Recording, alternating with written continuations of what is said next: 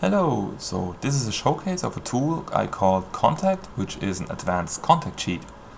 As shot to show it, I just grabbed some from the Big Bug Bunny, just rendered out as a single shot, and would like to use this one as a source just for showing purposes. So the traditional contact sheet is pretty limited in the knobs which it is providing, so we have just a bunch of knobs for the size, the order, the columns and the gaps, which bothers me quite some time, especially if you have to do multiple contact sheets a day, so you don't have the time to actually set it up all in once a day and just doing this one. So I built a tool called Kontakt, and if I just type it in, you're getting like this, quite a bunch of nodes created, and if I look at the very outcome, it looks like this. Firstly, it's blown out, but this is due to baked in LUT, so I should disable a LUT in here, and then we have the actual proper look, what it's supposed to look like.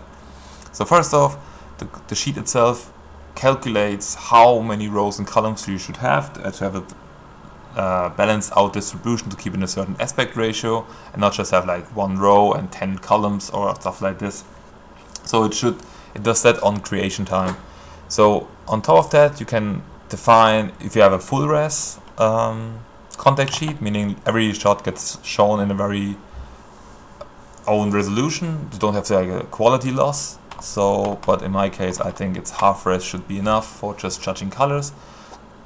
And then you can just adjust this on the fly, depends on how much data, of course, you have in there. You don't want to have like a 30,000 by 30,000 contact sheet. And let's say you want to stick with 0.5. And then you have also the opportunity for reformat each and every shot, just for the sake of if you have like different resolution and want to show it to each other, it's just to align them first in the resolution and then you just plug them in later on. Or if you want to pre-crop them for any reason, so we can just do that by pre-crop everything and then the contact sheets adjusting the height and the size for this one. So, but in my case, I would like to stick with HD. So I use those. I can even disable it since I not need it right now. The second opportunity is to use frame hold. What I do like is to have like just single frames in a contact sheet and not just have like a full thing where it's just each and every shot just looping through, and then you have like a 200 frame contact sheet in high resolution. I think it's not necessary every time.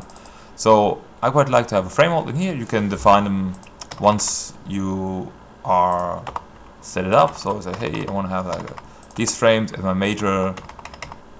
hero frames, and just define them once. Okay, that's the cool thing. And then you just can use this one. Let's get this off. You don't have to use them, so you can easily swap them. Don't have to like go through all these things and just kick them out. You can just leave them in as you wish to. The thing is, if you use frame holds, you should use in priority exposure if you want to, like, say, animate the exposure from all these kind of things. Otherwise, of course, you have like a static exposure. Why do I want to use the exposure? Because later on the LUT gets baked in, and if you have a shot baked LUT, it might clamp your values between 0 and 1. So if you later on want to expose up or expose down, you have no information anymore. This is the reason why I would like to have an exposure option in here, meaning I would say keyframe to -1, 1 to 0, and 1 which exposes up. So I have later on a 3-framed contact sheet, which have to all the opportunities, or have the opportunity to have a little bit see more information even with a baked in LUT. In case you just have a show LUT and not a shot specific LUT, you can just render it out with any LUT on top, no need for an exposure, and you can do that later on runtime in, let's say, RV or wherever you look at your contact sheet. Next on is the actual text. So of course you won't like to see, hey, what's this the shot number, maybe the version. Depending on your naming convention, what you have in here, you can just define this one. This is one expression which applies to each and every single one. So I can change the expression in here, let's say to 3, and I should see just the first 3 splitting arguments back here, so we don't have to go through all and the single one text nodes. We just do it once, and you get the applying to all the other ones at the same time. If you can change the text size if you need it bigger, if you want it smaller. In case you don't want to see it at all, you just toggle it off. So there's no need that you have to have them. But in my case, I quite like it. So again, comes the OCIO later on, so which are those nodes, and in here as well. So you can use the OCIO, which I highly recommend if you have shot-based LUT. So each and every shot get baked in the LUT already. Otherwise, you can't really look at it in the contact sheet. So let's say this one doesn't have a shot-specific grading, but otherwise you would have just like a view which is based on a shot, and then you can load it up by giving them just your company sequence and shot keys. If you have set up your OCO like that, there are different ways to do that, but in case you have set it up like this, you can just punch it in here. What's the sequence code, what's the shot code, and then you have can grade in all the different LUTs at once and don't have to look at it in a uniform LUT, which is quite annoying if you have like different LUTs for each shot. But that's up to you. So you can use it, and if you use it, you should be aware that most likely your values get clamped. So if not, then you can just look at it in Nuke again. Otherwise, this footage of course is taken from a QuickTime, so this is already clamped right after the box.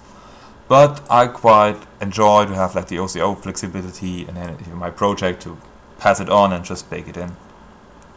The next thing is the status. So the status is nothing else like in the what's this shot, an example. So that's the 40.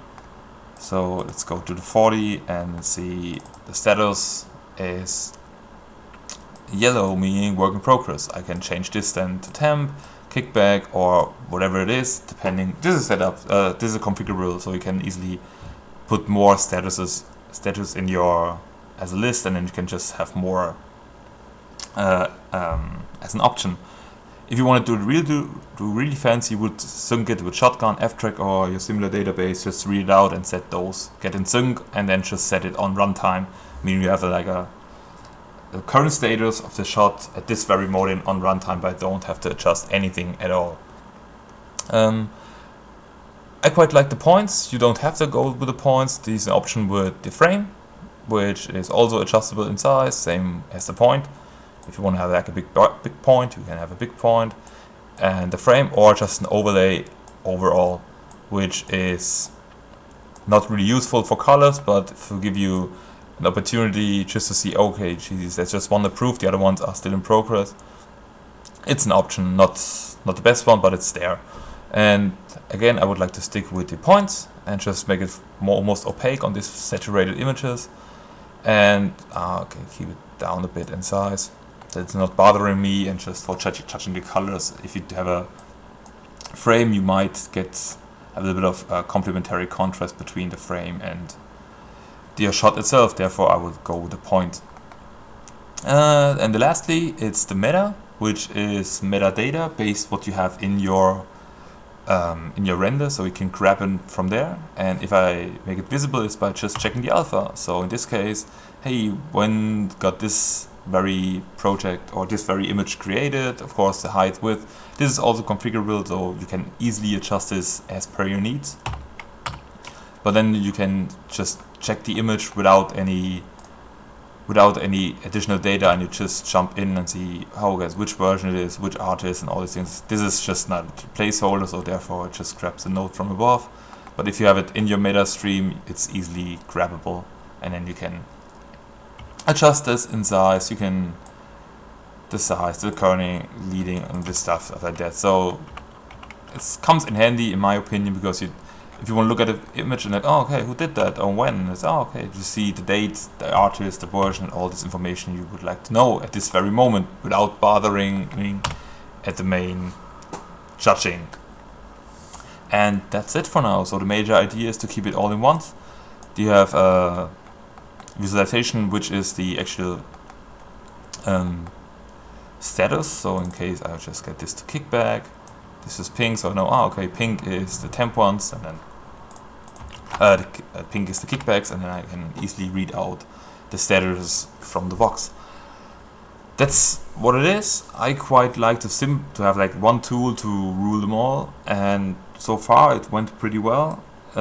Again, the next step would be to hook it up with a database and just hit select this node, have a button on top, and then just sync, and then just get the latest in there, the latest version. So those will update those reads into a latest version, update the status, and re-render the whole thing, and then you are good to go and very fast on creating contact sheets.